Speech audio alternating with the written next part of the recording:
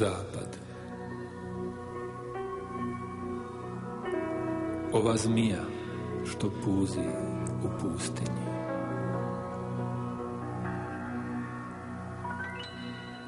To što ona sobom nosi i to da sa njom treba živjeti. Opet, svijet je najljepši tamo kod nas, gdje vazduh je mehak, gdje boje se izoštre, a svjetlo sve skupi u blagi, neuflekani razum. Sve do jasnosti izdvojeno, a opet sve u mirnoći nekoj uklapa do drhtaja radosti. O, Bosno, radosti. Nigdje nisam tako izdvojen i toliko svoj, a snažno ipak spojen sa svijetom.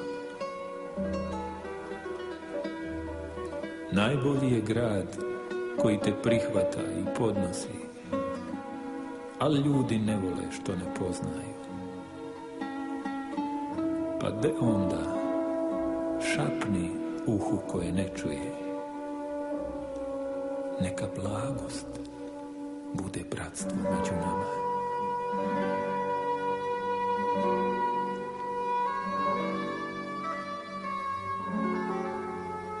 Bi jednom ružina stabljika i bi pažljivo zasađena, te se žile njene pružiše duboko u zemlju.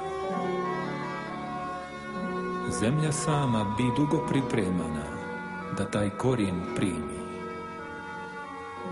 Taj korijen je bio Ibrahim, alejhiselam. Kako je izrastala, stabljika bi njegovana da se ne razvija u neželjenom pravcu, u pravcu koji Gospodar nije želio.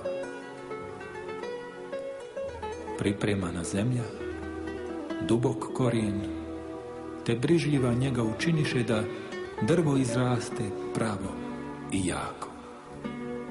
Ta stabljika bi Musa, alejhiselam. Jednog dana pojavi se divni pupoljak, do tada neviđen. I to bi Isa, alejhiselam, sin Merjemin.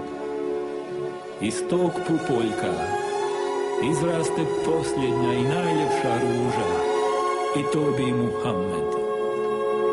Neka je mir